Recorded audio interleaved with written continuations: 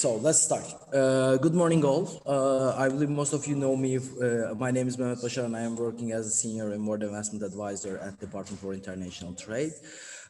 Together with JMB Partnership, Rochester PR Group, and Redfern Legal, we would like to welcome you to our, let's say, How to Enter the UK Market webinar. As a beginning, this webinar will cover all the DIT services, the visa issues, how to create leads in the UK, how to brand yourselves for the UK market. So we really hope that through this webinar, you will have the information that you need in entering the UK market and scaling up in the UK as well, from immigration to creating leads, for finding customers, and incorporating a company to tell your story, to brand yourself in the UK. So during as the technical things, during the event, you will have the opportunity to ask some questions to our experts. So please feel free to use the Q&A button down below so that we can easily see your questions. As Joanna mentioned earlier, there is a poll going on regarding our panel. We would really appreciate if you can fill it out for us. As a final note, I would like to mention that this webinar is currently being recorded as well. So, not to take too much of your time, I would like to briefly introduce our speakers and leave the floor to James. So let's start with James, our first speaker. James Blakemore is from JMB Partnership. He's the Managing Director of JMB Partnership. JMB Partnership is an award-winning B2B sales and marketing agency specialized in lead delivery, sales appointment, telemarketing, and new market entry services. Our second speaker will be Joanna Dodd. Joanna is the Managing Director of Rochester PR Group. Rochester specializes on market entry PR and for inward investment clients, new clients in the UK. They support international clients, new companies by creating the initial buzz, so to speak, and the networks by delivering engaging campaigns with real impact and ensuring long-time reputation in the UK. And our third speaker will be Tom Redfern. I believe most of you know Tom from his, let's say, previous events in Turkey. He's the senior partner and actual founder, I believe, of the Redfern Legal. Redfern Legal is a business law firm based in London. They advise businesses of every stage, from seed to startup, growth to expansion, and to exit as well. Many of you know that Redfern Legal have a great experience in and knowledge on the immigration issues as well. And just to finally, you will hear me. As I mentioned, my name is Mehmet Basaran. I'm working as Senior Inward Investment Advisor at the Department for International Trade, and I'm assisting local companies to establish an operation, incorporate a company in the UK market. So I'm not going to take too much time, so I am leaving the floor to James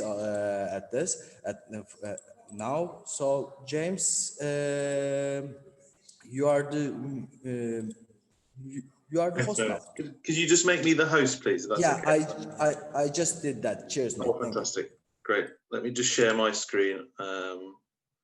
It's saying I'm not the host at the moment. Oh, here we go. Oh, yeah, fantastic. Let me just get our presentation up.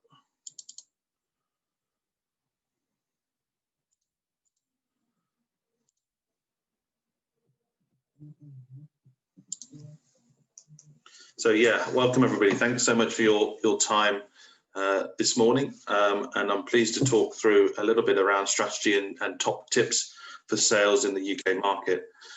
Just a bit of background to us as an organisation. So we're very proud to be an award-winning agency, having won a top award over here in the UK called the Queen's Award.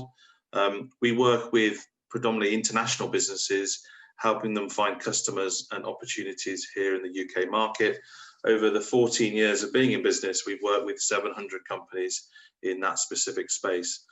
Some of our clients are what we would class as investment, so looking to export and find new customers. Others have set up a UK business and employed local staff, but still need some help and support to find those really important first clients. Just a couple of pictures of those awards. In terms of the types of services that we offer, telemarketing, LinkedIn consultancy, appointment setting, inbound lead management. We also do offer recruitment services as well, helping company find those first employees. Enough about us. On to the presentation regarding helping and supporting you in terms of finding first customers. First thing we talk about is think like a startup. Even if you're the most successful company in your space in the country you're from, it's probably unlikely that many companies in the UK would have heard of you. So you do need to think about how you get your name and out there. And obviously Joanna is going to talk about PR and how important that is in getting that name there. But also in terms of sales and marketing, it's really important that you do reach out to people, whether that's via LinkedIn, whether that's through telephone on telemarketing or email, and start building awareness in your specific target sector.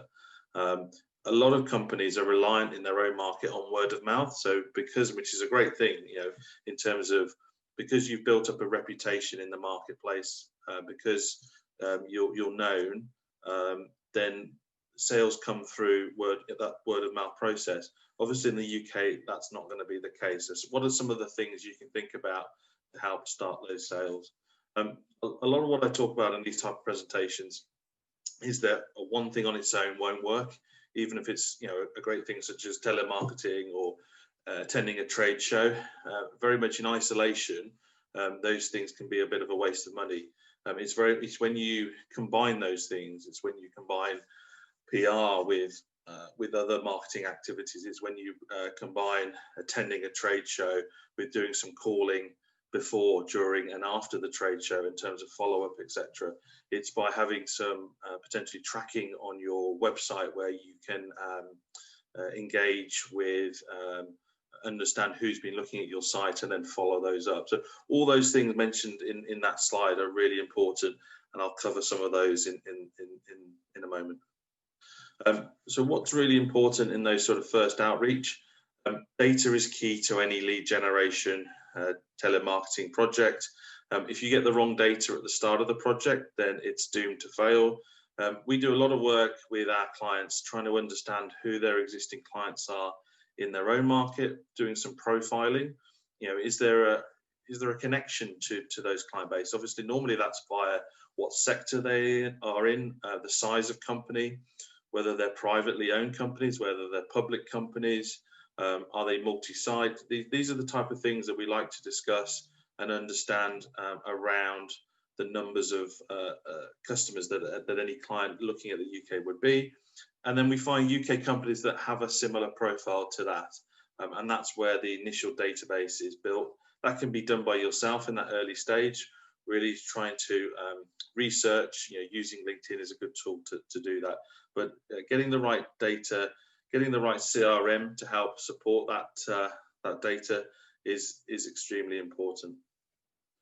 In terms of telemarketing, then even again, we've had clients who've attempted to do that prior to them entering the UK market. By building the database, you can then outreach by trying to pick up the phone to understand and speak to potential clients and targets. The key thing around telemarketing is making sure you do that compliant-wise. So there's a number of legislations out there in terms of GDPR and making sure that you have permission to contact those companies. There's also an opt-out that companies can make in the UK, which is CTPS. So there's a couple of rules there, if you like, you need to follow. But subject to that, you can make outreach via the telephone. One of the things and tips we would suggest, a lot of organisations look to use sales scripts. We find that as much as having a sort of process and conversation flow in a call is important, actually using a flow chart, which is slightly different. It's enabling the person who's making the call to have a bit of flexibility to try and have an open and engaging conversation. In terms of marketing required, a bit of a checklist for what you might want to consider to be market ready in the UK would be around things like case studies, where you have possible an international company as a client that has real relevance here in the UK, testimonials. A UK website, again, is really important to demonstrate to the market. If you're competing against a UK competitor who is talking all around the UK, and then the client or potential client goes on your website and it doesn't mention anything about the UK market, then you're always going to be behind the game in terms of the challenge of overcoming your competitor. So do think about the opportunity of setting up maybe your own UK website. Things like videos, especially if you're in the software tech industry, how-to videos are really important to make sure you can bring people on board, new customers on board, especially if you have a lower cost base of software. And I'll also mention on there is published PR. Having something that is printed in local media is a lot more powerful than someone sending something they've written themselves. Next area I'll talk about is LinkedIn. I think what we found during the recent COVID lockdown is that LinkedIn has increased in relevance. It was always a really good tool to reach out to prospects, but that's been increased heavily in terms of being able to connect with people. One of the things with COVID, a lot of people are working from home now, currently in the UK. And so if you ring a switchboard and try and speak to somebody, it's quite difficult to get hold of them. Whereas with LinkedIn, even if they're working from home, you're able to really connect with them in terms of having a direct conversation. And we have seen LinkedIn response rates increase. So in terms of the amount of outreach, emails that you might send, people are seeming to respond to that. And in terms of cost, the relative cost of investing in say Sales Navigator or in mail can produce quite a good return on investment. Just a couple of quick tips that we found over the years that you might want to consider. Depending on your obviously chosen sector that you're looking to target, understanding the news agenda in the UK is really important. There may be things that politicians are talking about in terms of funding. I think we're due a financial review from the UK government in the coming weeks, and they're great opportunities to understand where the sort of agenda is going in terms of whether that's spending on infrastructure, whether that's spending in education, whether that's spending in health. Really understanding what's going on in the UK can help understand where the opportunities might be for you. In terms of a relatively low cost option, it's very simple to set up a UK address and UK telephone number. It's actually very simple to set up a UK limited company. The benefit of that is that it shows the market that you're working in that you are serious about the opportunity. It shows that you have a presence. People like to think that if they're going to buy something, they have somewhere to go if something goes wrong. And from relatively low cost, from £100 per month, it's possible to set something like that up. So do consider that. It's an important way of building trust with your audience. Introducers are a good way, and sort of a network, building your own network in the UK. LinkedIn's a good way of starting that, but actually when things open up and you're able to hopefully visit the UK, I would recommend attending as many networking events as you can as possible to build your own UK local network where you can help, by helping them, sometimes you can get that in return in terms of introductions and opportunities. And the last element on those sort of things to consider, obviously when you're in a fortunate position of looking to employ your first person in the UK, I would stress that it's really important that you look at somebody with existing experience in the sector that you're looking to work in. What I mean by that is, you can maybe, understand if someone's in the UK already and you through a contact, they say they're a great person and they can help you, that is a temptation to employ that person. But actually recruiting somebody who already has a contact network, who already very much understands the industry that you're in, You may pay an extra 20–25% in salary and recruitment costs, but actually in the long run, we've seen it time and time again, that's been a worthwhile investment. Again, just a last bit on a bit of an update regarding COVID. I've already mentioned regarding the LinkedIn response rates increasing. We've seen that also with email, for whatever reason. People have a bit more time on their hands working from home, less traveling, less times in internal meetings. So there has been an increase in email rates. Telemarketing, there has been a mixed balance. So as I said, sometimes it's quite difficult at the moment to get hold of the decision maker in the office because they might not necessarily be working from that particular office space. The one side to that is that companies are more willing to give direct mobile numbers, direct dial numbers than they were before, which in the long run is useful for having a really successful database of prospects, as you're able to get hold of them straight away. So that's sort of a positive and a negative, I guess. We have seen, if you are in the technology space, that investment has increased dramatically in that area. Companies are very understanding as to how they need to engage with their employees, but also how they, having to make difficult, staff decisions, how technology can help them within that. I think across other sectors, it's very much on a case-by-case basis. Obviously, if you're in the hospitality space at the moment, it is a challenging market. But again, even in that space, there are certain opportunities if you help companies with changes in what's happened since COVID. And lastly on that, I think it does level the playing field somewhat in terms of being able to hold Zoom meetings, team meetings, and not necessarily being specifically in the UK at this particular time. I think that will change back as things hopefully open up. That it is a benefit of having someone based in the UK, if possible, where they can go and attend. But at the moment, people are able to do that remotely. Just a couple of example clients of ours over the years, and obviously I'm happy to take any questions at the end of the presentations today. I'd like to thank you for your time this morning, and I will now pass over to Joanna for the next host.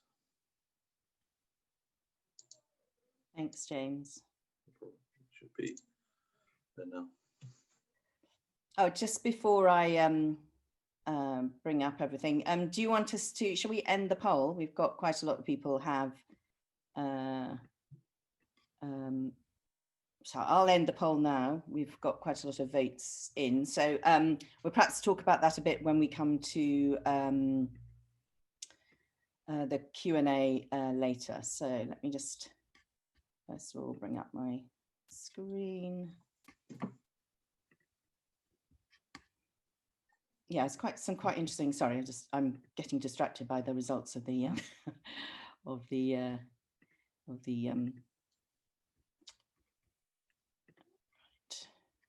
poll. Okay, so I think everybody can see that now. Yeah, so it says it's screen sharing. So as Mehmet said, I'm Joanna Dodd, and I run a company called Rochester PR Group, and we help companies when they launch into the UK to make sure that they get really well known.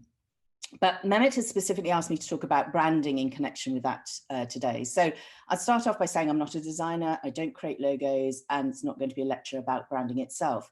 But because we specialise in market entry and helping international brands when they enter the UK, we do that by raising their profile through events, through social media, through getting them coverage, as James was saying, in key titles, and helping them launch their brands. And so we help a lot of these clients articulate what their brand should stand for in the UK market. So all the elements that go into making up into a brand and how to get that brand noticed. So I'm going to share my perspective on brands and branding from a PR perspective. So I'm going to talk about three things really: about creating a brand, about the importance of your personal brand in the UK, which is often overlooked, and thirdly, the need to engage with UK audiences so that they understand your brand. So I think we all could instinctively agree that we recognize a strong, powerful brand when we see one. Actually, I'm just going to get rid of that. I'm just going to get rid of that poll. Can everyone see that poll on my screen? Is it getting in the way or not? Okay, fine. It's all right then. But the challenge, of course, is how we go about developing those. And those are the brands that are ranked by this company here, how much for the top 100 most valuable brands in 2020. And obviously, what you're trying to do with your brand is get to maybe not be one of those, but certainly to be an important brand. So in terms of, what is a brand? Okay, that for some reason my screen has now frozen. And it won't move on. Let me try that one. Okay, it's going to do it that way. So in terms of what is a brand is identifying symbol, mark, logo, name, word, sentence, anything that comes together to distinguish your product from somebody else's. And it's often seen today as one of the most valuable parts of a company, one of its most valuable assets. It represents the face of the company, it's recognizable, and all of those combined together are often referred to as brand identity. There are loads and loads of definitions about the terminology of brands, branding, brand promise, brand essence. It can be quite confusing, but I think what everyone's agreed upon is a brand is more than just one logo or one description. So a brand has several elements. It's got a brand purpose, it's got a brand positioning, a brand promise, a personality and an identity. And depending on how well developed your brand is, it may be worth revisiting these when you're launching into the UK market, because depending on the age of your company, maybe it's something that you haven't actually looked at for some time, or maybe haven't even captured it yet.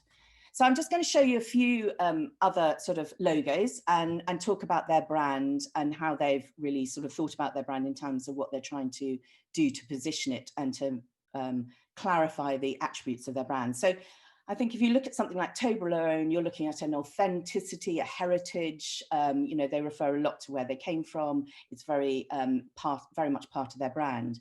You go to somebody like Kentucky Fried Chicken, and that's all around a story. It's a narrative. It's about how they came up with the recipe and how that's changed over the years. You can go for a very simple brand like FedEx, where actually the name has been simplified over the years just to be those two words. And you can then look at something like Chanel, which is all about consistency, and we all know it really well. It's been around in that format for years and years and years. And then the last example is sort of about connectivity, where what the brand does, it keeps you close to it. It's not just about the product and what it actually does, it's about the emotions that go with it. And the reason why I pick these keywords, authenticity, etc., is they're often the strategies that you might want to use to employ from a PR perspective. So authenticity or heritage can be really important in explaining your brand to a new market. The narrative or storytelling is what we spend a lot of our time doing as PR people, but we're also aiming for a bit of simplicity and consistency. Simplicity because people are really not prepared to work too hard to understand your brand. And then connectivity, because to become a strong brand, you really need to connect with your audiences, whether those are consumers or business-to-business audiences. One thing I think I would say, because Mehmet and I talk about this a bit, consider carefully whether, creating a brand for the UK, you should really just combine the UK flag. And I would say not. I would say any of us, our national flag comes with huge amount of emotional connotations, attachment. And I think if you did that to your brand, it would make it quite difficult because people are trying to see whether this really fits within your company's and brand's personality. And does it really, does doing this make you feel relevant to the UK audience? And we'd say often not actually. It can actually create more of a barrier. So one of the key pieces of work that we do with clients is to talk about the messaging that we're going to use as the basis of all the content work we do, everything from press releases to social media content, and why you're trying to deliver that to the UK. And we do this by trying to uncover and agree the umbrella messaging for a company entering the UK. Why are you here?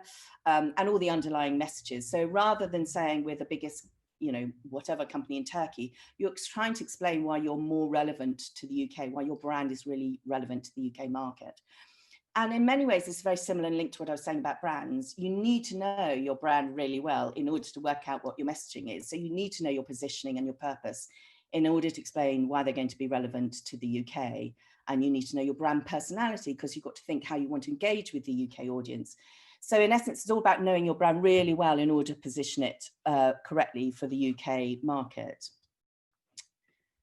But we appreciate that not all brands are fully developed when they start looking at the UK. So if you haven't already done this, go back to some of the things I mentioned previously and capture, preferably in writing to make it really clear, what is your brand's purpose, personality and positioning. So brands, David Ogilvy, the ad guy, sort of called a brand the intangible sum of a product's attributes. So put simply, your brand is what anybody thinks about you when they hear or see your brand name. So it's really in the eye of the beholder rather than what you do. It's everything that they know specifically about you, factual. Like if you take Tiffany, you know, it comes in this lovely egg blue box, but also the emotional, that it's romantic, you know, as soon as you see that packaging. So your brand exists objectively, and people can see it, it's fixed, but the way it reflects in somebody's mind is what you're really trying to capture, because that's really the emotional side of it. So every company, if you're trying to raise your profile, you have a brand, but simply having that brand does not spell success. And it's only really those strong brands that really can get to become really popular with consumers or businesses.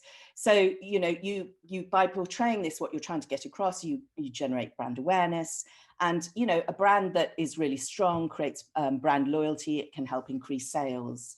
So it has plenty of value to you. This is a slide that we use a lot when we explain a brand journey in the UK, that, you know, if you are an unknown company or coming new from overseas, you're probably going to start off down the bottom left there, not known. And what you're trying to do is move your brand and your company up to becoming a trusted brand. And a bit like I was saying earlier about what does a brand consist of, in the same way as this, you're trying to pull up both the emotions, the heart, and also the head. You're trying to get people to understand and like you. And this is just as relevant for a business brand as a consumer brand. So some of the things I think can weaken a brand for international brands coming into the UK. I would firstly say beware of Google Translate.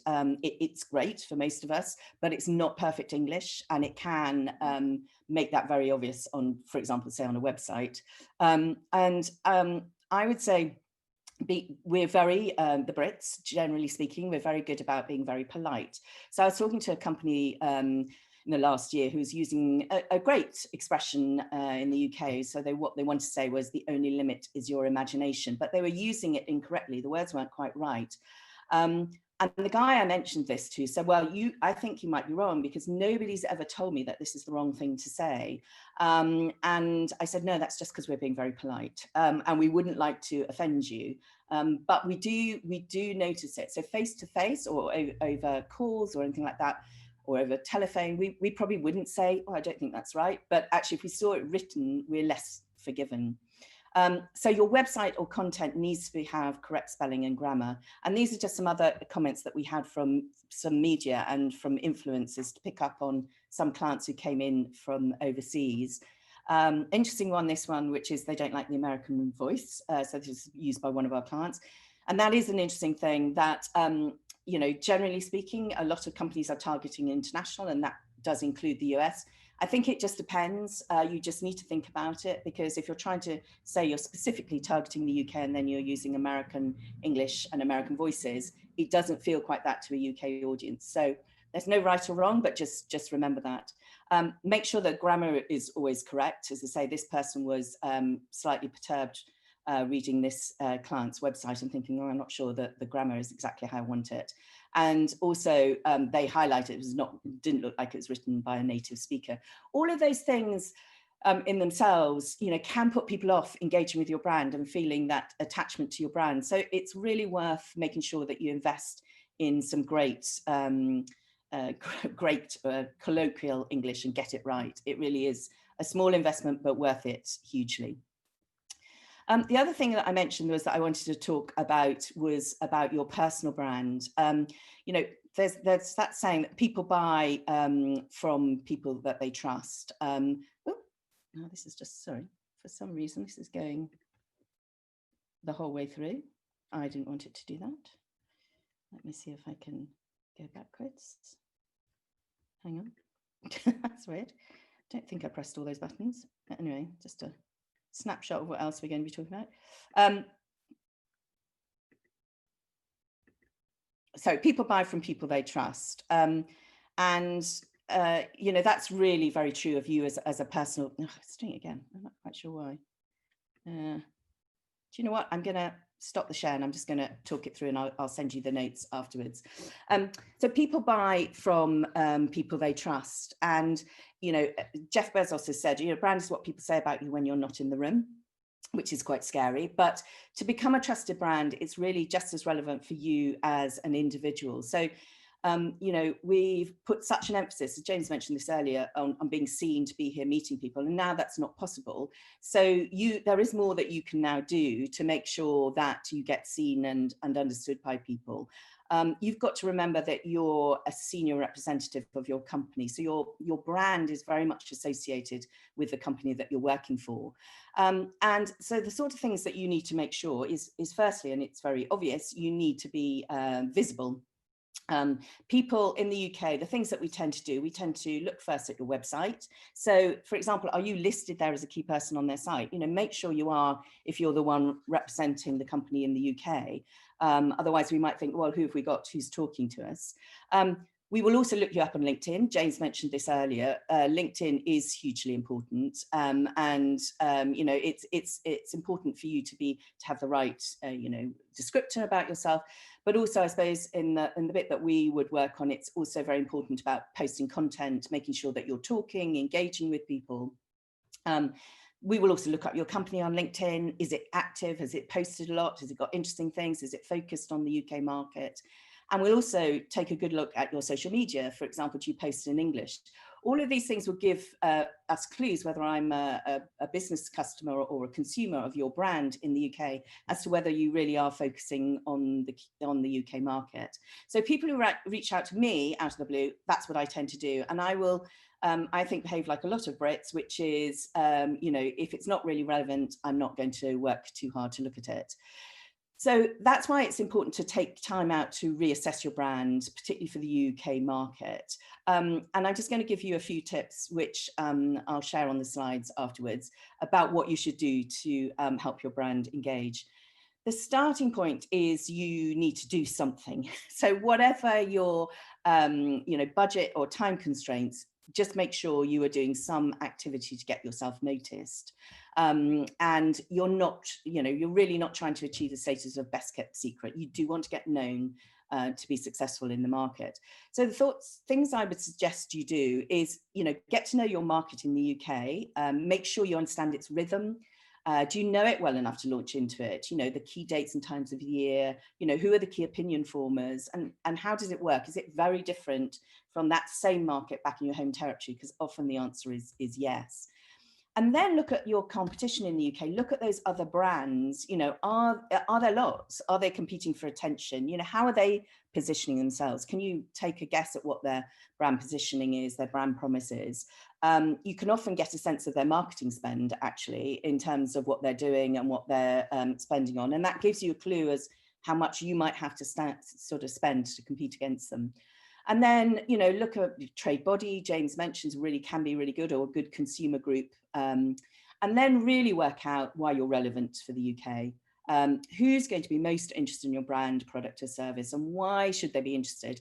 You know, remember here now, today, more than ever before, I think brand purpose is really, really important, not just the product or service, but the purpose behind it. I think the last 6 months have really, particularly from a consumer point of view, but also a business point of view, made us very, very aware about what a brand stands for. And then have a look at all the collateral, all the information that you've got in your home territory, and review what works for you there, and then think about when any of that content could work for you in the UK, taking into account everything you've discovered above. And the way to do this is to look at your paid, owned, earned, shared media options. And those are, you know, everything from your website, from your social media, perhaps some white papers, research you've done.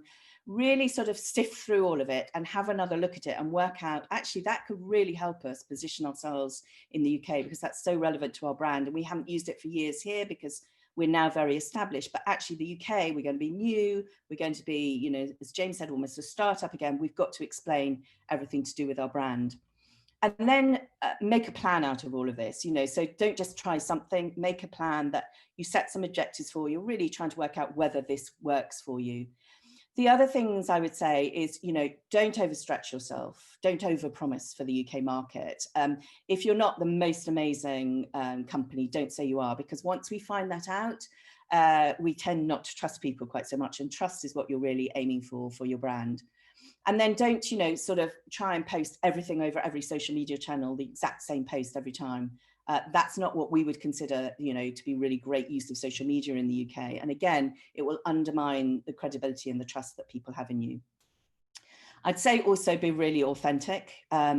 It's really important. I talked about brand purpose. It's really important nowadays to be very transparent about what you are, what you say you are. And then choose what you believe, is the best combination of the sort of PR and marketing activity that you can do that's giving you the greatest opportunity to present your brand to the UK audience. And finally, so these slides, you will have seen some of them as we went through, so I'll share them with you later, but be adaptable. In these weird times we find ourselves in, being adaptable is really the key. Know your brand inside out, but make sure that you can adapt and do the right thing for the UK audience when things are changing. Just before we started the conversation this morning, what's happening in the UK in terms of lockdown and COVID might be very different for what's happening in another country. And knowing that, and knowing what the media are writing about or what the people are worried about in the UK, means that you should be able to position your brand. So, do sort of get in touch with us if you ever want advice on, making your brand stronger, making it relevant to the UK audiences. I'm going to now pass over to Tom, who's going to tell you all about the visa situation. Thank you.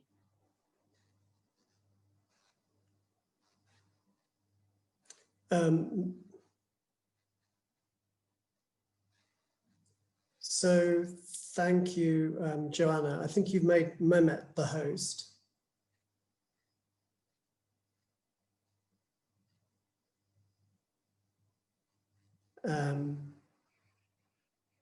I did by mistake, and I don't know if Mehmet's there and that he can change you around, or you can reclaim host, I think.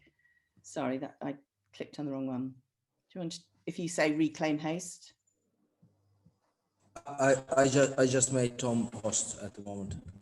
Okay, thank you very much. You're welcome. So, hello everybody.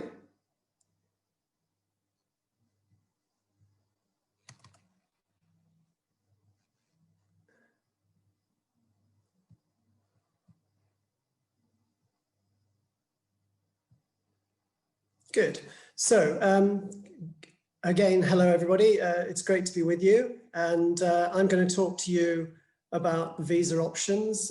As Mehmet said at the start, Redfern Legal is a law firm based in central London in Covent Garden, which is a great tourist venue. Remember what tourism used to be like? We help overseas people and businesses come to the UK to set up and develop their business. Usually the two things people need at the start is tax advice and visa advice, and we provide the visa advice. I'm going to talk to you about the changes that have been occurring in the immigration world in the UK, and I'm going to talk to you about the three main categories of visa for work in the UK.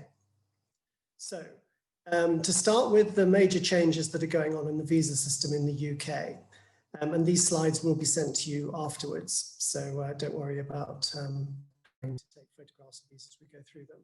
So there is a new immigration bill going through the Houses of Parliament at the moment, and that's because from the 1st of January 2021, the UK will be apart from the EU permanently.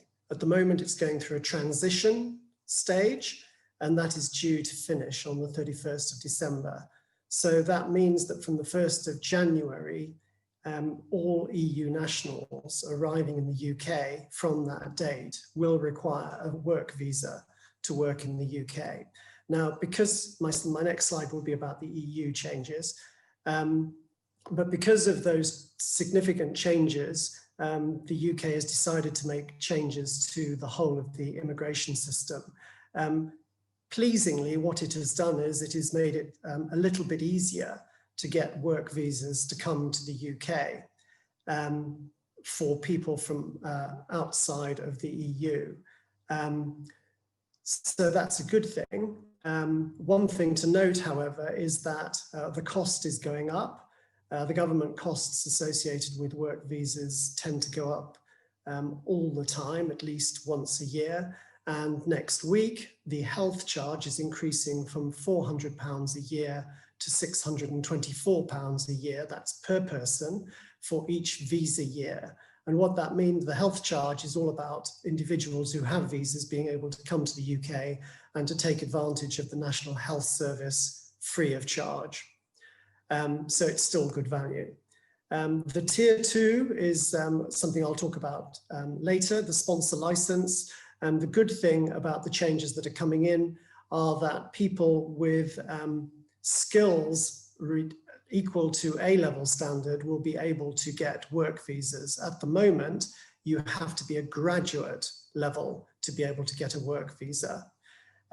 Also, the salary levels are reducing. So the minimum salary levels at which you can come in are reducing to £2,600. At the moment, they're £30,000.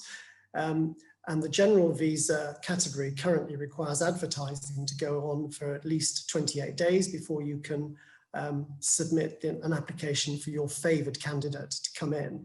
And the great thing also about the visa numbers is that there is going to be no limit on them going forward. So that's all good news. And what it's going to do is it's going to blur the distinction between the intercompany transfer visa and the general category visa. Everybody's going to want the general category visa. The intercompany transfer visa doesn't allow for settlement. But essentially that will, I think that it is also going to be reviewed. The intercompany transfer route is going to be reviewed by the government reviewing body, and who knows where that will end up, but that's going to come out the end of next year. At the moment, there's no visa for low skills. So people in the coffee shops in the UK who are serving at the moment tend to be non-UK nationals. At the moment, they're filled by EU nationals who don't need work visas. They will need work visas, but they're not going to get them in those skills. The effect on EU nationals, basically what this means is that all EU nationals from the 1st of January arriving in the UK are going to need the same work visa as anybody else in the world. That's a major change. It's going to mean there are a lot more applications coming into the UK. The current system for visas is pretty good. They're dealt with pretty quickly, particularly in comparison to other countries. It's got much better over the last 10 years. There is likely to be a slowdown in the visa process from the end of the year to deal with the extra people that are going to be applying for visas from the EU. The most common way to employ an EU national after the 31st of December will be via a sponsor license, and I'll talk to you about those. The important thing to note is that if you're an EU national and you arrive in the UK before the 31st of December to live and work, you still do not need a work visa to register under the EU settlement scheme. And as far as the Ankara agreement is concerned, please note that that is going to get abolished on the 31st of December. There is no public announcement to that effect, but the Ankara agreement is linked to the EU treaty. This affects Turkish nationals who currently have a special visa to allow them to come to the UK. That visa will not be in existence for new arrivals after the 1st of January. Is a great visa. It's a one-time, one-off opportunity. This has been around for a long time, and it allows anybody who is outside the UK looking to set up a business for the first time to come to the UK with this visa, provided the individual coming owns no more than 50% of the parent company. The other 50% must not be owned by the spouse, because then that's 100% owned by the family, and that isn't allowed.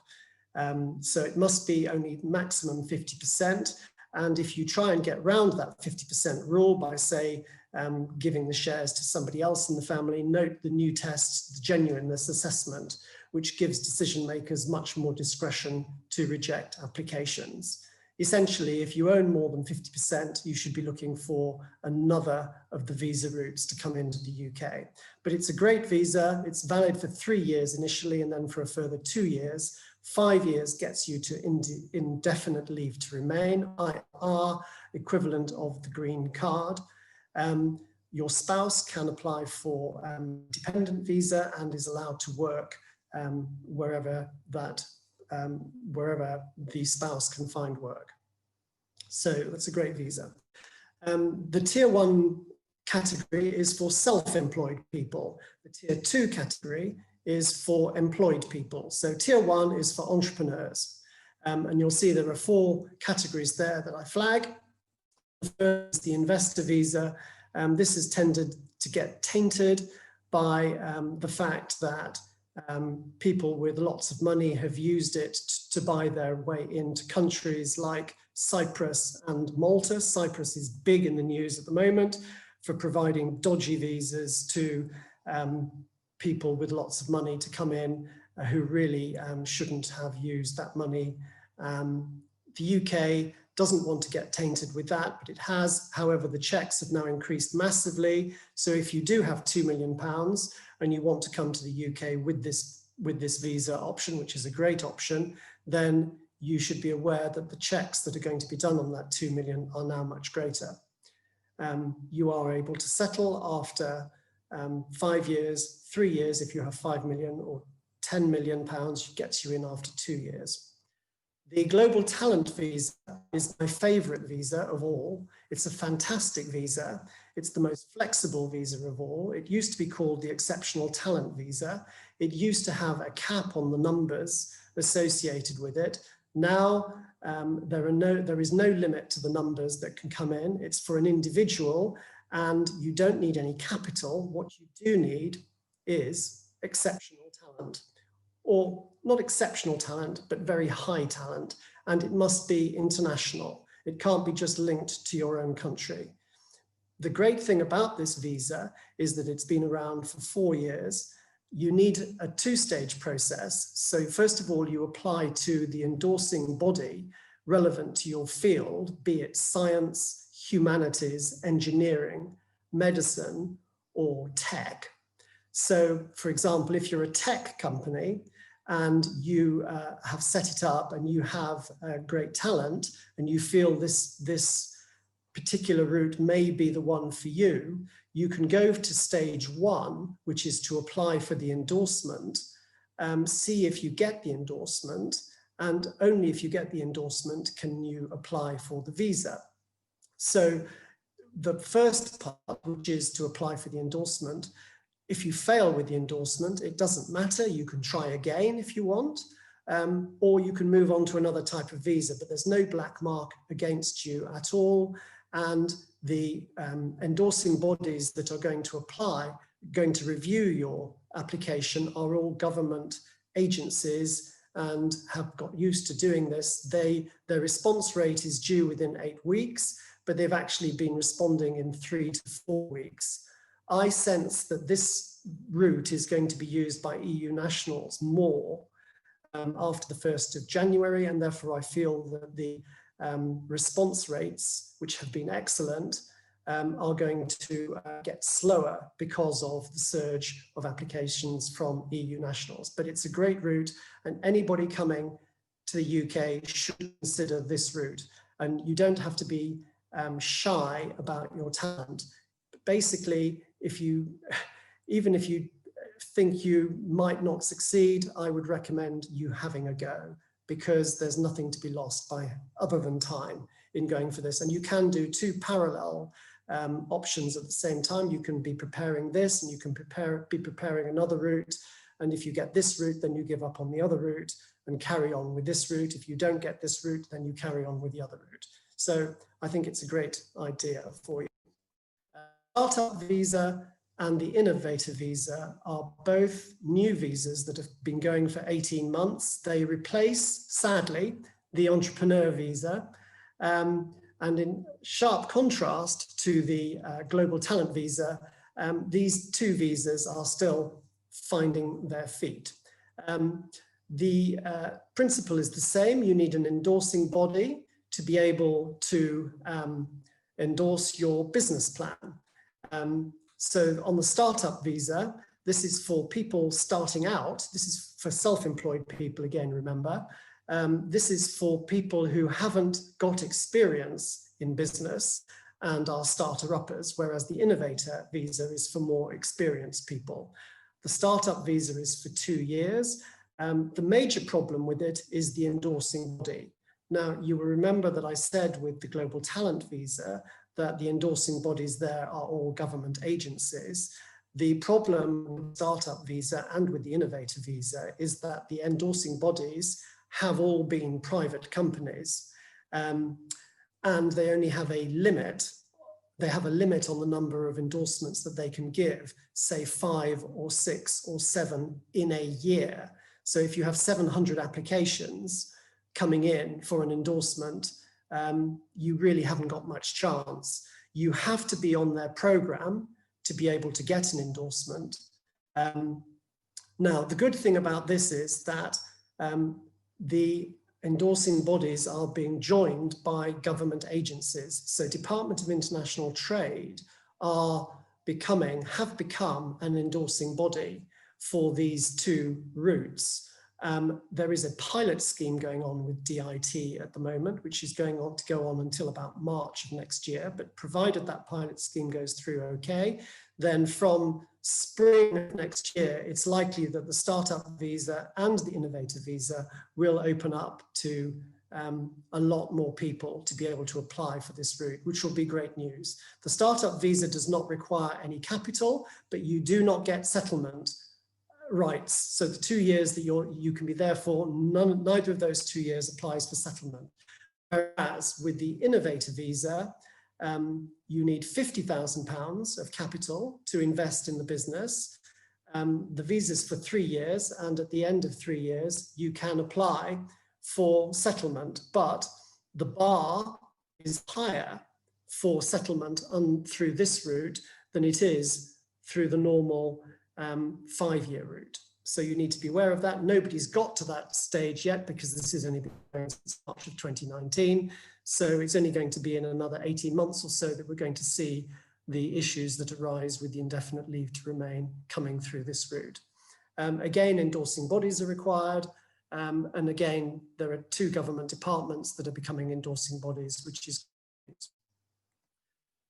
so then I move on to the Tier 2 sponsor license. So the Tier 2 sponsor license is for employed people. So if you're overseas and you already have a UK company, that's great. If you have a UK company, you probably already have a bank account. You can apply for a sponsor license. The sponsor license will come through usually within about 4 weeks after you submit your application. And we say if you're a company that already exists in the UK with a bank account, then you can probably prepare the application in 4 to 6 weeks. Once you've got the sponsor license, it's valid for 4 years and you can apply for visas under it. Now, if you don't have a company in the UK and you're outside of the UK and you're looking to set up a company in the UK, well, first of all, we can help you with setting the company up. It's very easy. The thing about setting up a business in the UK is it is very easy, with the exception of one thing, and that is opening a bank account. Opening a bank account in the UK is difficult. It takes time because of the due diligence that's required. And the banks all have their categories of countries which they regard as least risky, medium risky, high risk. And the high risk countries, unfortunately, whatever quality your business is, you are unlikely to be able to get a bank account with one of the established banks. We now have 3 tiers of banks that exist in the UK. One is the established banks like HSBC, Royal Bank of Scotland. The middle tier are called the challenger banks like Metro Bank. And then the third tier are the internet bank accounts like TransferWise. And the third tier are the easiest to get a bank account with, but unfortunately at the moment, they will not count for the purposes of applying for a sponsor license. So the problem for any company wanting to set up in the UK to apply for a sponsor license is getting the bank account. How long is that going to take? Because you're going to need one of the established banks to be able to get a bank account to apply for the sponsor license. Now, as far as Turkey is concerned, and I know it isn't just Turkish people that are on the line at the moment, İşbank is happily an established bank for the purposes of sponsor license. So you can use that bank if you have connections in Turkey to be able to set up in the UK using that bank account. So then my final two slides are talking about the two visas that exist under the sponsor license. So once you have the sponsor license, you can use it as many times as you want to apply for visas. And I said at the start, at the moment, it's only highly skilled people, graduate level, who can apply for visas. And they have to fill specific roles. You have to find on the list, there are 3,000 roles. You have to basically find one of those roles for the person to fit into to be able to come. Now, the great thing is from the 1st of January that highly skilled level will reduce to just a skilled level, A-level standard. The Tier 2 general visa is, at the moment, you require advertising. You must advertise the role in the UK for 28 days before you can ask the person you have in mind from overseas to apply. But that requirement, that condition is going to go. So this whole area of Tier 2 general is going to be much, much easier to apply for a visa for from the 1st of January. And of course, the great thing about Tier 2 general is that it does lead to settlement after 5 years. And settlement means that you have to be in the UK for at least 183 days, i.e. 6 months of every year, with no gap of more than 6 months at any time. Okay, the salary levels there I mentioned. So finally, to come on to the intercompany transfer visa, at the moment, this is a much simpler route into the UK. So if you have an overseas company and you have a subsidiary in the UK, you want to transfer an employee from the group into the UK, you can use this route, the intercompany transfer route. That's why it's given that name. But you must have at least 1 year's service in the group to be able to use this route. Or if you don't have 1 year's service, you must be going to pay them £73,900 a year or more in the UK.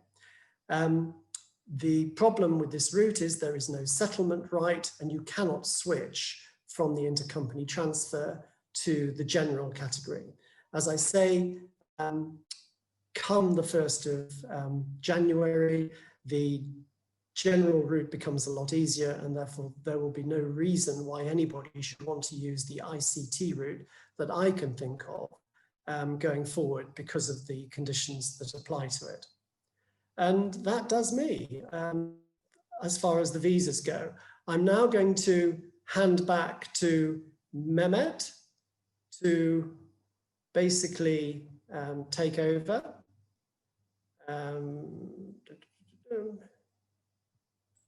When I can find him.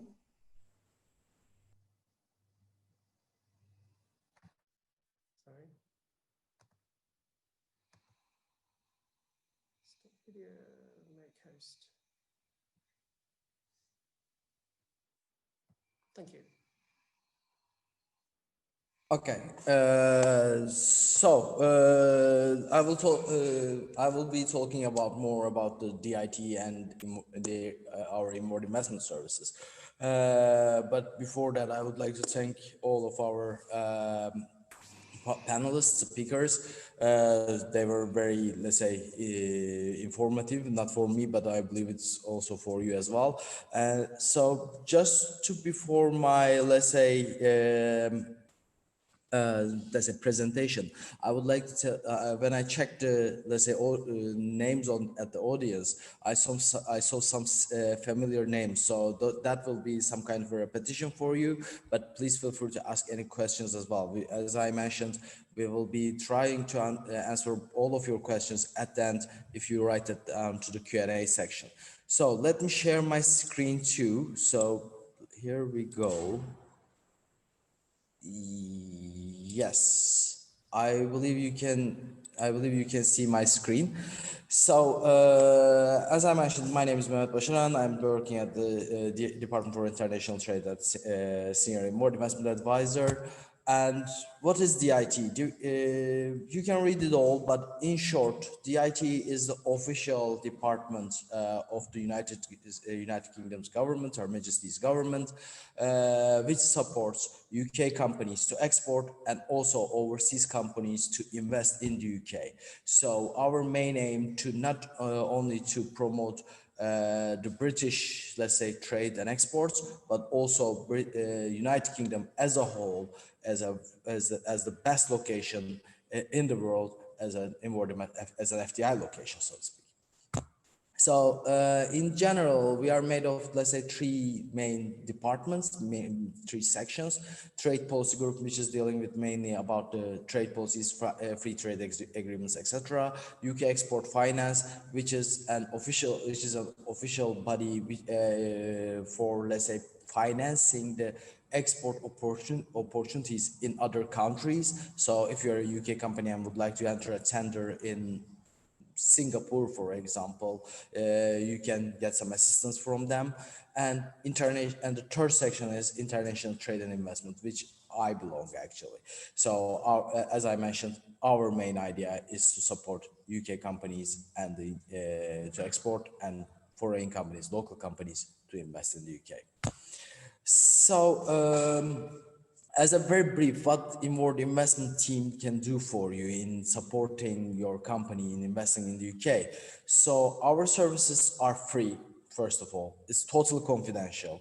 I would like to, let's say, bring some names, show up some company logos to show you some of our references, but due to that confidentiality, we cannot use them. But in short, what we are doing is we are leveling the battleground, so to speak, between you and a UK entrepreneur, UK company. So when you enter the UK market, you generally need some information about the market itself, about your potentials, which locations would be the best, centers of excellences, regulations, tax, etc. And also not to mention knowing the networks actually. What we are doing is we are providing all those information to you, and they are all tailored for you, so to speak. For example, if you have some immigration issues, if you have some immigration questions, yeah, of course, we also provide some information to you, but we generally introduce you to Tom here, and he can start providing the best service that you need. Or if you need some, let's say, if you are experiencing some problems in reaching out to your, let's say, clients, to good contacts in your sector, then James would be your best solution, and we will be introducing you to him, and also how to brand yourself, how to, let's say, redesign your brand logo for the UK market, how to tell your story. We generally introduce you to Joanna. So our main aim is as I said, our main aim is to balance the level the playing field, balance the battleground. We generally start acting as, let's say, in a very formal relationship, but at some point we end up at, let's say, becoming an employee at your company. So we became a trusted advisor not only a consultant, but a trust advisor to you. So in our first meetings, we will be talking about, let's say, your company, your products, etc., etc. And in the later meetings, we end up speaking about your cat, which is if you can take your cat to the UK, or your child's schools, or your houses, or your location, or your city preferences, etc., etc. But our interaction doesn't end at that point. We continue to work with you. We continue to ask if you are okay after you set up your company in the UK as well, because we don't want you to invest on not only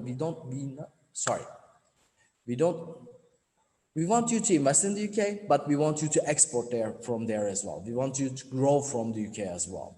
So if you need some export advices, then you are again contacting me, and I'm forwarding you some of my trade colleagues both in the UK and in the target countries as well. They can provide you, they can provide free export services. They can inform you about the export opportunities in other markets, etc., etc. As I said, our services are fully confidential and totally free, but in the end, services of Tom, Joanna, and James will be, let's say, will be decided by their parts, but the services that you are going to take will be totally free. Here is my email address, so please feel free to contact me if you have any questions. I will be glad to help. So this is me. I will also stop the screen sharing as well, if I can do that. Sorry. Oops. No, somehow I cannot do that. Anyway, so I will try to check the here it is. I will try to check the questions, and if you we will be answering your questions if possible. So let me check here. If it's okay with you all guys, I will be starting with the questions, right? Yep, sounds good. Okay. Let me start from the end. Mr. Sai Chetin from Mavi Inci Limited asked us, we are now in the UK and established in Reading. We are operating in Reading and Cambridge. Because of the pandemic problems, it's difficult to reach customers. Everything seems slow. What will be your advice to take very first initial steps to be able to interact with customers easily, going on tenders, etc., and be able to start a business? The size is not important, just for reference value. I believe, James, this is for you. Yeah, no, and Joanna, I guess, but yeah, I'm happy to start. I think in terms of there was a point there around tenders. I think it's a really important point. If you're looking to engage with local government or with organisations who have quite large tenders, it's obviously difficult to win a tender just by submitting a response on its own. That a lot of the groundwork is done before that, and that's around awareness, setting up meetings, online meetings. That is an option at the moment with local authorities. They're quite keen, in our experience, in working or understanding international companies coming into the UK. That does seem a good response from councils. They want to promote organisations coming from outside the UK to employ people in the UK. So I think that there is quite a lot of opportunities in that, and by connecting with people before the tenders are written, you increase your chance of doing that. In other ways, then there is a growing tendency at the moment for online events, online trade weeks. There was London Tech Week recently, which was a good vehicle for people to attend, even in the current situation. I mean, I think a couple of points in the presentation regarding LinkedIn. The very first thing I would do would be to, if I was in your shoes, would be to look at some of the premium areas of LinkedIn as a way to connect with people direct. And I'll go over to Joanna, who'll talk more about PR in terms of awareness of that, I guess. Yeah, sure. Thanks, James. Yes, I agree. I mean, this is what we do a lot, and we do work with James hand in hand a lot on these sort of client questions. So we're doing this for a client at the moment where we're getting them publicity in specific sectors that they're interested in. So we're targeting only those trade media read by the key opinion formers in that market.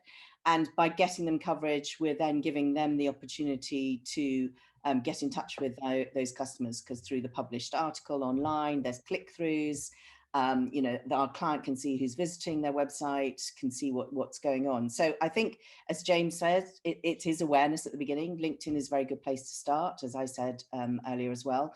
Make sure you've got relevant content. Make sure it's really clear why you're targeting the UK and who specifically you're targeting in the UK. And then, you know, make some noise in whichever way is most appropriate for that sector. You know, so it is really worth seeing what are your key competitors doing. Don't just copy them. I don't mean that, but it gives you an idea of what sort of processes they're going through to make sure they're on those tender lists as well. So I think it is a question of make sure that your awareness is there and make sure what you're saying about your company, your brand is really relevant, and spell it out. You know, be as direct as you need to be. You know, we're here in the UK because we think, you know, X, Y, and Z, or, you know, the market is ready for us because this is what we do, this is what we specialize in. Don't make the UK customer try and work too hard to understand what you're really going to be able to offer.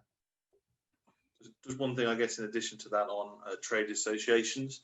So I think one of the tendencies is for companies to, you know, obviously look, well, I'm a software company, I'm going to join a software trade association.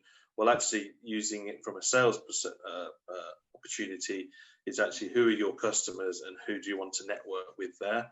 And I think trade associations can be a good way of, again, introducing into the market. As an example, we work with a fantastic organisation called Medilink, who anybody looking in the medical healthcare space, they have a network of over like 3,000-4,000 people connected to the industry, people working within the NHS. They're really well placed to help support those introductions. So again, it's very sector specific. I think across all presentations that came across, but in terms of really understanding where your clients are and who are they connected to is another opportunity. So thanks for this. So next question from Mr. Hashim Can Yazıcıoğlu. I represent a walnut orchid in Turkey. Are interested in supplying the English market. Where would you point out as a first deal target? Which trade associations are more into farming? Can you please forward me to a contact point within the UK, the IT organization, looking after agricultural trade? Thanks. Just to let's say, just to mention one thing, as the Department for International Trade, we are only working with UK companies which are exporting to international markets and local companies which are planning to establish a presence in the UK as well. Turkish companies exporting to the UK is not within our remit. It should be done, it should be covered by the Turkish embassy in London. But I believe you guys again can assist Mr. Hashim Can's question on this. Yeah, I mean, there's a couple of different options specifically in food. There's obviously going direct, so looking at the big supermarket groups, the health stores, that type of thing. Obviously, it's a very transparent market. It's very difficult to get hold of buyers. They're notoriously difficult to do that.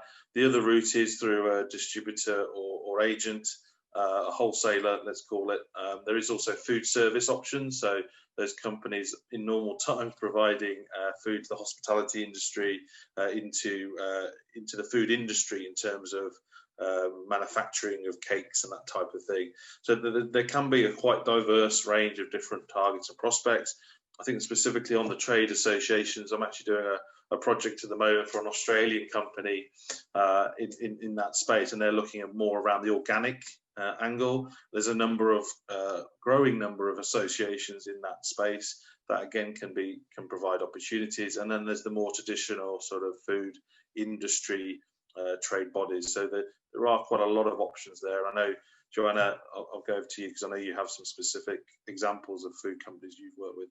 Yeah, yes, like James says, we work with quite a lot of food and drink companies.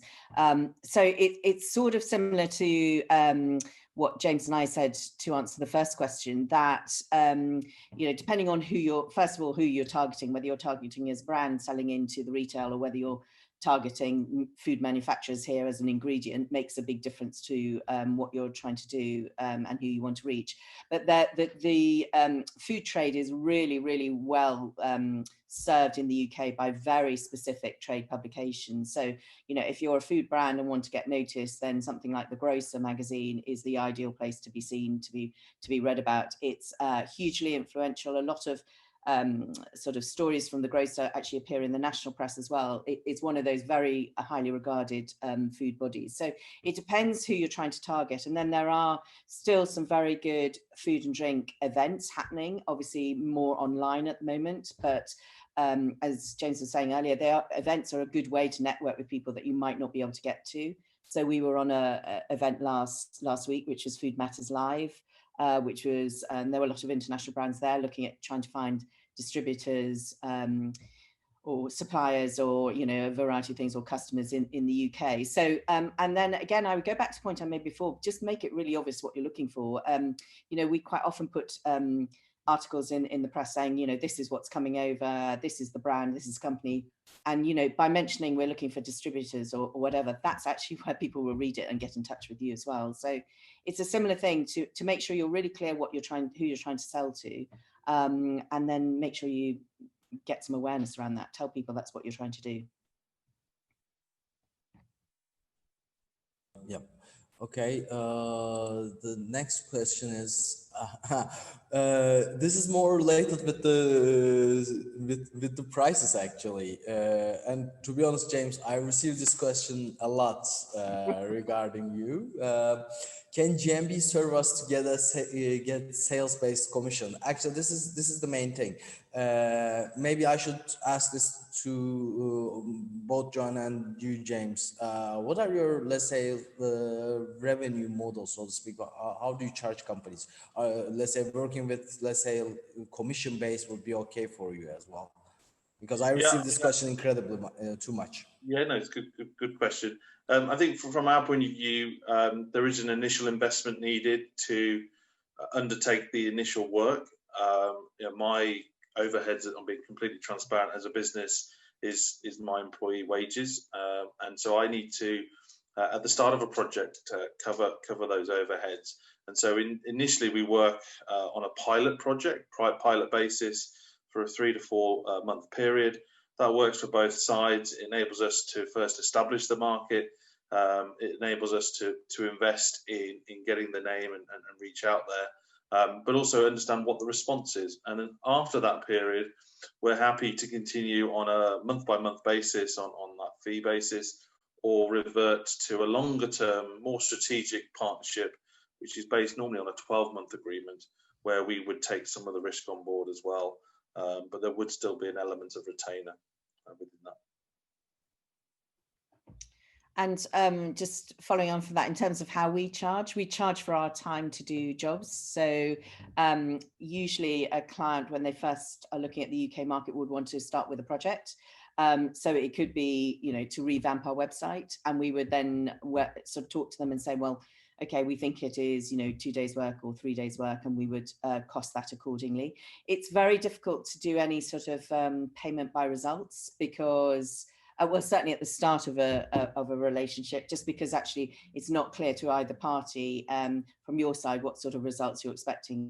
You know, one piece of coverage in the Grocer could hit all of your targets, whereas 25 pieces elsewhere might not. So we tend only to go on to a sort of more payment by results when we've worked with a client already and we know them, and we know that they're offering, you know, works for the UK market. Otherwise, as James said, you know, there's a degree of learning that we have to put in, but at the beginning it's absolutely fine for us that we work on individual projects. So we don't have to say, let's start a 12-month campaign. We can say, well, let's do this job, let's evaluate how much that's helped, and then let's do this. So it could be, you know, help on setting up social media channels and content strategy, or it could be you know, doing some press releases and engaging with the journalists. It very much depends, but clients buy us by the time that we put in to do activity.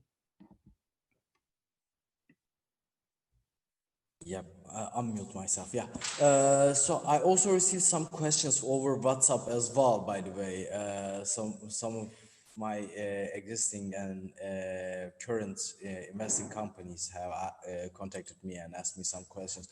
And this question actually goes to you, Tom. What will during your presentation, I was experiencing some communication problems. Sorry if I missed that. What will happen to the existing ECA applications, Ankara Agreement applications after 31st of December 2020? If we apply to Ankara Agreement, let's say on the 15th of December, and we don't receive any response from the Home Office till then, does that mean that our application will immediately be refused on the 1st of January? This is the first question that I received. And also, I want to add one question to this one. For example, how long do you think that an entrepreneur or let's say a company should plan ahead regarding their visa issues?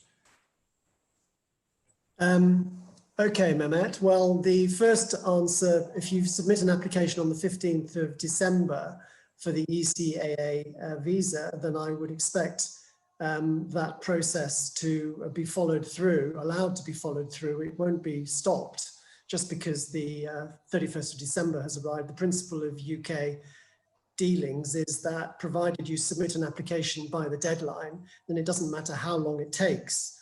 The application will be dealt with at some point, so it won't be stopped. So as long as you get the application in before the 31st of December, then it will be allowed to go through the normal, you might not succeed with it, but it will get consideration. So that's, and I don't see anything that's been published. That's just the way it always works with anything that's being seized.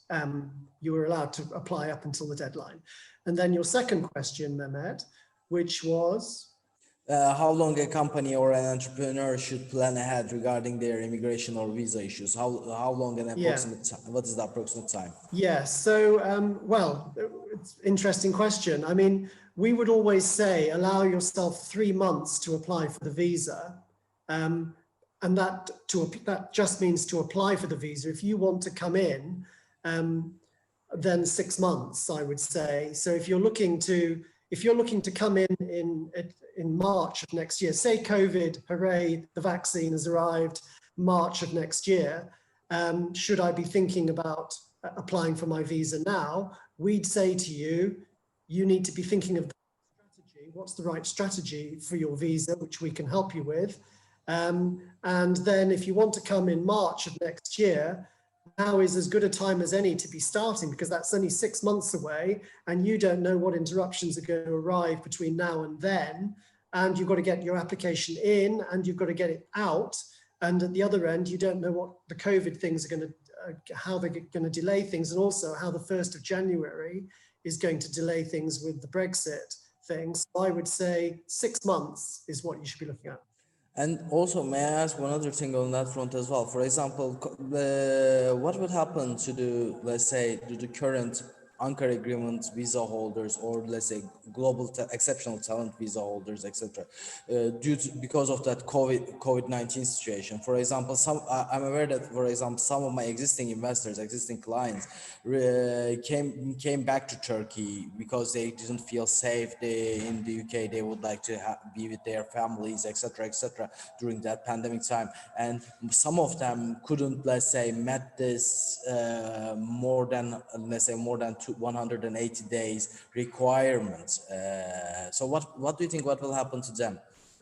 So we have a number of Turkish clients who are in that situation, who are now perhaps trying to get indefinite leave to remain, but don't satisfy the 5-year rule, where you have to be in the UK for at least 6 months of every year with no gap of more than 6 months because of COVID. Well, no, you're going to have to apply outside of the rules and ask for, and basically rely on the discretion of UKVI to permit that to happen. Otherwise, if you have lost that 183 days, you have to start the clock again, unfortunately. But the UKVI, the Home Office, has been very generous, in my opinion, and very flexible in the way that it has dealt with applications that have come in. But if you're, for example, a Turkish, I mean, the flights back to the UK started in July, I think. So if you as a Turkish person decided, well, I can't be bothered to go back to the UK in July because it's holiday season, I'd much rather go to the beach, to my holiday home, and be on the beach for 2 months until the end of September, and I'll go back in September. That isn't going to be an excuse for the UKVI people. If you've got medical treatment going on, as we've had happen with people in, say, August time, then that's another good excuse for delaying.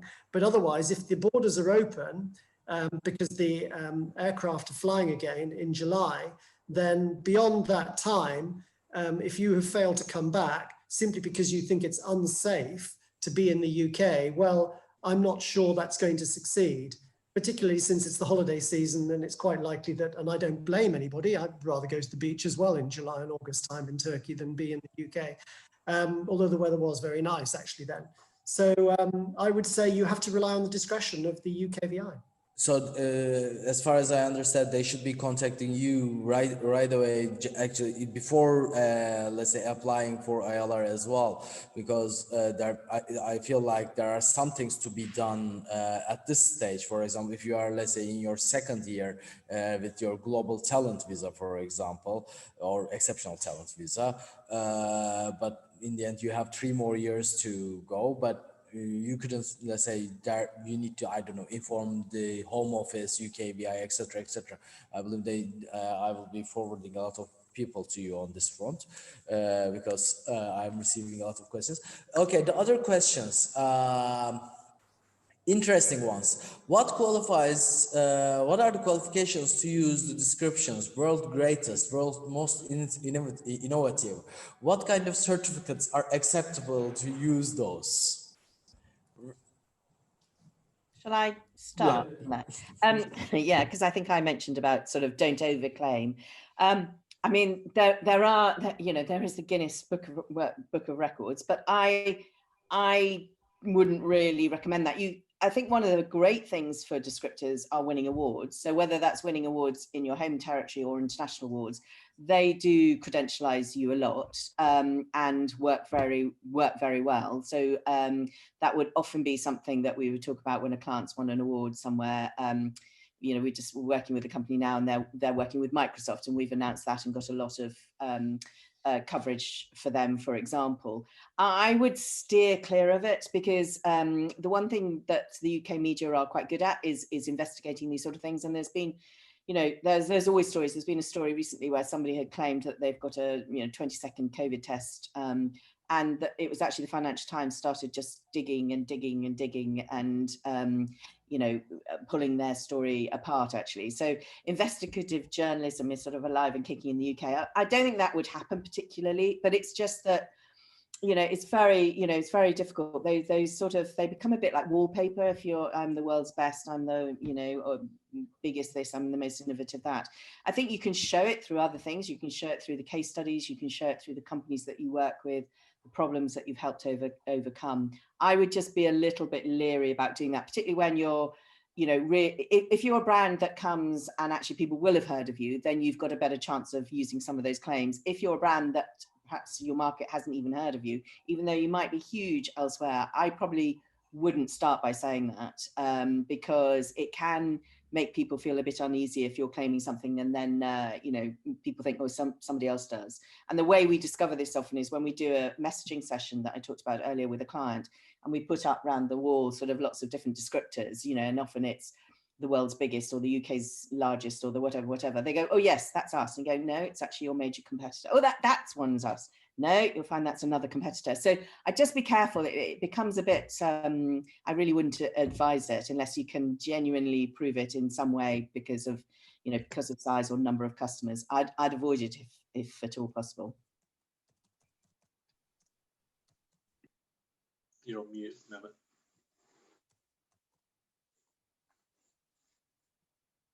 Yeah, I also received a very similar question to that one as well. We are aware that the British people like to play with the word. What are your suggestions to the newcomers in selecting a name for the UK? Because Turkish companies have this tendency to change their names for the international markets. Yeah, I think it's sort of similar to the one. You're absolutely right. We do love play on words, which is why, you know, that company I was talking about earlier, when they used a really well-known phrase and got it wrong, it created quite a problem for them. They couldn't perceive it because nobody told them that you're wrong, but it just means, well, they don't know how to use our language properly. I think it depends. We do love plays on words. You'd have to make sure that you really could follow that through. So, you know, if you're going to start using that sort of punning, you'd have to, one, be able to use it absolutely correctly and probably carry it through in other things that you talked about, maybe in the tone or the style of what you talked about. So I would do it if you're really confident, and I would make sure it's really relevant to the UK, because it might be a great pun, but it's just not appropriate at the moment. You know, what people change, their attitudes change. So I would take really good advice on doing that, and you know, make sure that it was really correct before you started. Otherwise, you could find you get yourself into a few problems. So I believe that I should be forwarding some of my clients to you before actually incorporating a company in the UK actually. And James, I believe this comes for you as well. What are the main icebreakers in meeting with the UK clients? How active is the UK marketing means of decision making? I know that you answered some of this, but for example, what are the, let's say, when we come to a UK client, what should we be talking about? Well, the first thing always is the weather normally. That's always right. The sort of, oh, it's raining here or sunny or haven't we had good weather is the normal one. I mean, what I found actually over the past, we work with a lot of international companies. I was on a conference call this morning with a couple of Australian companies very early, and normally the first question they ask us is, how's it going there? Are you guys okay? That's been the latter sort of interesting sort of discussion points. But yeah, generally in normal environment, it's always the first point is the weather.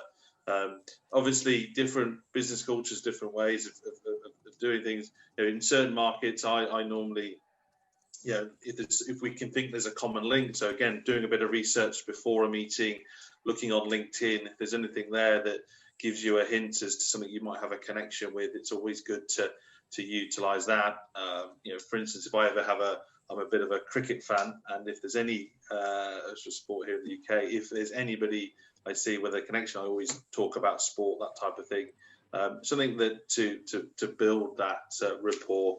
But as I said, 9 times out of 10, it's the weather. So I have 2 more questions. I'm aware of the time as well. We are almost, let's say, running this for the last 2 hours. 1.5 hour, we passed 1.5 hours limit. But okay, Kaan Oran from 6P Biotech. Our company is authorized representative of the 4th largest face mask manufacturer in the world. We have difficulties in making business with suppliers and trying to understand the commercial ground in the UK. Our main difficulty is that all suppliers want to work with us with open account without any letter of credit. The manufacturer does not accept this term. Is this normal in the UK, and is there a solution to sort out this barrier?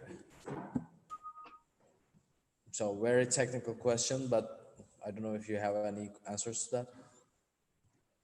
I mean, I think in terms of where you're looking at discussing sort of financial terms in that effect, obviously there's a demand there, and it becomes down to that area. It's obviously trying to explore all those different routes, whether there's you know, in terms of doing that legally or through trying to find finance. The UK companies do have options available to them if they're willing to do that. So there's you know, export finance, and the government in the UK are very supportive of backing those types of initiatives. So I wouldn't want to give a specific answer because obviously it's quite a specific question there, but I think it's worth doing that extra bit of research to understand what, you know, trying to find if you can't agree terms, what are the common ground, what is acceptable to both parties, and are there options where an intermediary or a government body or a bank would be willing to provide some sort of if you like, safety net for both sides. Because I guess that's where the issue seems to be. And we are also receiving a lot of questions about the free trade agreement and the Brexit effects of Brexit as well.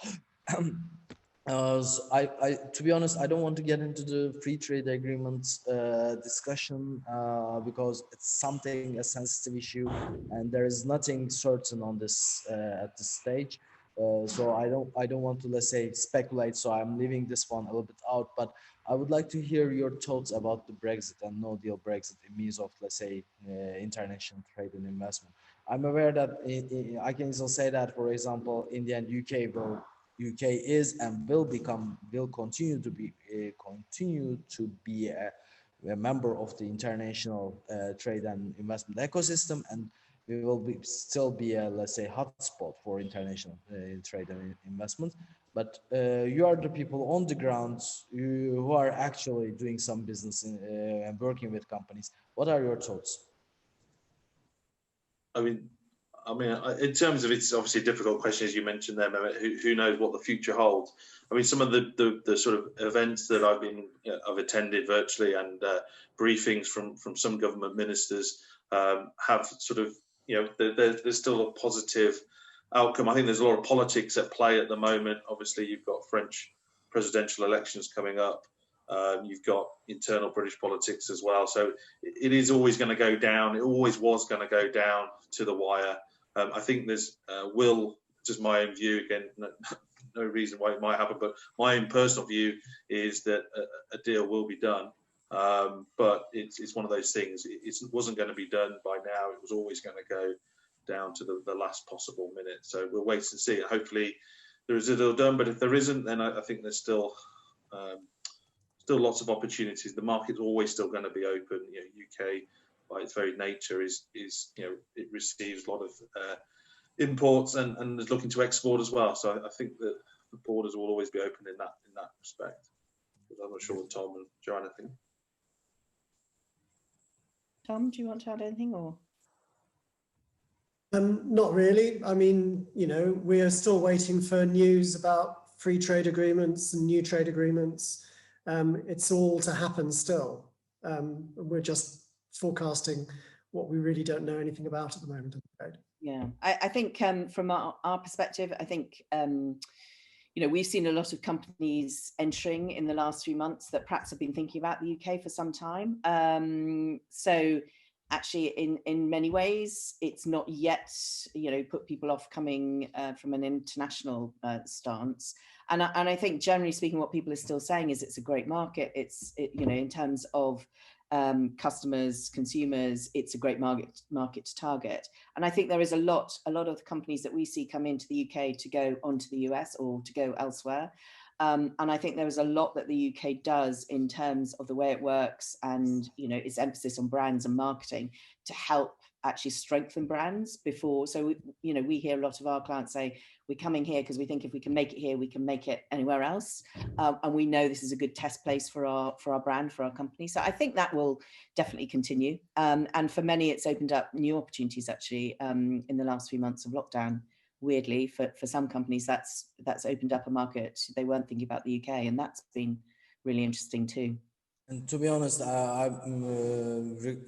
in the end, you all know that I've been working for this organization for the last 7 years or so, and since 2016, our company workload has increased rapidly. So the investors, the companies in Turkey or in the region doesn't care about Brexit at all. So because most of us are very, let's say, equipped and, let's say, have a very thick skin in dealing with those, let's say, barriers, etc., and we can really manage this. Because I also read a question: is it still a good investment to enter the UK market, or should we really invest in the UK as well? I really suggest you to do so, because I was working. I consider myself as an international civil servant. I used to work for the Dutch. I used to work for the Americans, and the UK is one of the, let's say, most welcoming, most inclusive environment business environment that I have ever seen. And if you plan your actions correctly, you can really scale up very quickly and go international from the UK, start and earning incredible amounts of money. Because, for example, I can easily give you one example. I can speak one company's name, which is a well-known one. We all know Beko. If you go to the UK, none of the UK, let's say, citizens consider Beko as a Turkish company. They always consider Beko as a UK company. If you go to a minister or member of the parliament, you need to argue or prove that Beko is headquartered in Turkey. All of them have some, let's say, white goods in their houses. So, but this is a planning which started almost 35 years ago. So you need to plan your way. And act accordingly, to be honest, and work with the good people, so to speak, the people that you can trust. This is one thing. Tom, I also have one, let's say, final question for you. What about, let's say, dual citizens after Brexit? So, for example, I've been working with some people, some investors who have some dual citizenship. Some of them have dual citizenship from Germany. Some of them have from Bulgaria, etc., etc. What do you think what will happen to them? And if they can, let's say, can they easily travel to and set up a company in the UK and work in the UK after the 1st of January, or can they bring, let's say, their staff from Germany to the UK after 1st of January? The answer to that is very simple, Mehmet. If they have dual nationality, Turkish and an EU nationality, then they fall into the category of needing a work visa like anybody from the Turkey, Russia, USA, China, anywhere in the world. If you're an EU citizen and you don't arrive in the UK till the 1st of January 2021 or beyond, and you want to live and work in the UK, you will need a work visa like everybody else. Yeah. Oh, thanks. Very simple. Very simple. Okay, I believe we are all done and we don't have any more questions. Just checking the Q&A section at the stage and the chat box as well. So we are all done. So thank you all for your presentations and the information that you provide. And we would like to thank all of our participants for listening and staying with us.